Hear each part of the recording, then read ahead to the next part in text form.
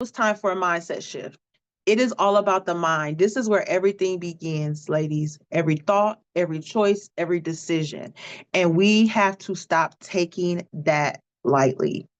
If you know that you are mentally frustrated and tired all of the time, it's up to you to do something about that. One of the first things is really becoming self-aware. Since sometimes we will just pass over and continue to do without really being aware of what we got going on. But it's really understanding your values, your desires, and your boundaries, because we have to have boundaries. When you are on the journey of discovering who you are, that is involving you discovering what your values are. We grow up, we are raised on a certain set of beliefs and values, right? And sometimes we try to bring those same values and beliefs into our adult lives. And I'm not saying that you can't still have those same values and beliefs, but you have to do the work to make sure that you are still aligned with those values and beliefs that you had when you were 10 and 12 and 18. If you're 40 years old and you have never done any form of self-reflection to say, I know I was raised this way, but now when I operate in that, I'm frustrated, I'm mad, it's a negative vibe. I owe it to myself to really figure out if that's still for me, right? Because we have that strong woman stigma, we don't want to show our vulnerabilities. And a part of you really discovering your authentic self is going to have to be to do that. Another thing, and this is something that I know we struggle with, and this is having those hard conversations with those people that we are trying to people please. You got to have those conversations. People, when you set those boundaries, you're going to lose some of them.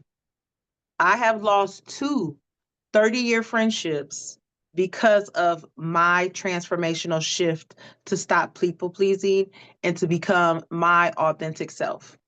That meant I had to set major boundaries, and that to let those relationships go if they're not adhering to your newfound self. If they're mad because you want to make positive changes, you really got to ask yourself, are they worthy of still being in your presence? Are they worthy of still being in your space?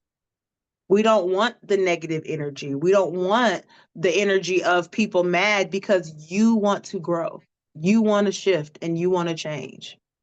Those are the conversations that you have to have. They are hard, but communicating your thoughts openly and honestly is the best thing to help you really discover your authentic self and be okay with whoever don't like it.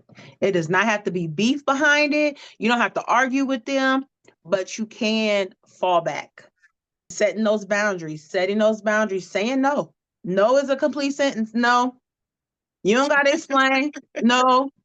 And you can look them dead, and I'm telling y'all, this is what I do. Somebody will say, I'll be like, no, because they waiting on me to explain, and I'm not explaining, Right. you know.